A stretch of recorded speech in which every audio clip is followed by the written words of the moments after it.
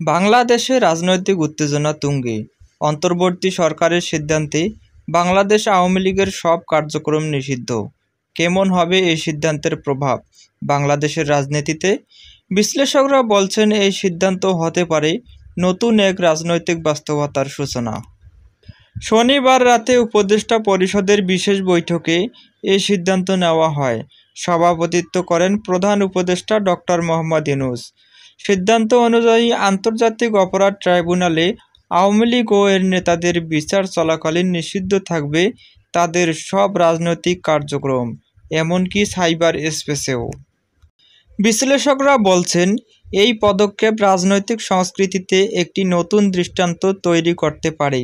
কেউ আশঙ্কা করছেন এই নজির ভবিষ্যতে প্রতিপক্ষ দমনেও ব্যবহৃত হতে পারে।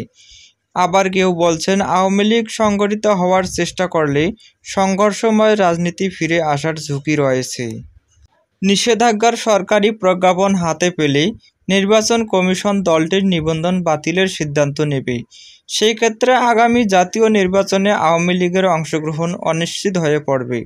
উপদেষ্টা আসিফ মাহমুদ জানান, আইসিটি আইনে প্রয়োজনীয় সংশোধন ইতিমধ্যেই করা হয়েছে। এই সিদ্ধান্তের বিরুদ্ধে আওয়ামী লীগ কড়া প্রতিক্রিয়া জানিয়েছে।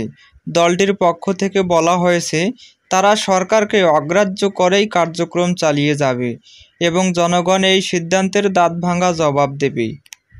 বাংলাদেশের রাজনীতিতে এ যেন এক নতুন মোড়। সামনে কী অপেক্ষা করছে তা এখন সময় বলে দেবে। আপনাদের মূল্যবান মতামত কমেন্টে জানিয়ে দেবেন এবং ভিডিওটিতে লাইক দিয়ে চ্যানেলটি সাবস্ক্রাইব করে আমাদের সাথেই থাকবেন। ধন্যবাদ।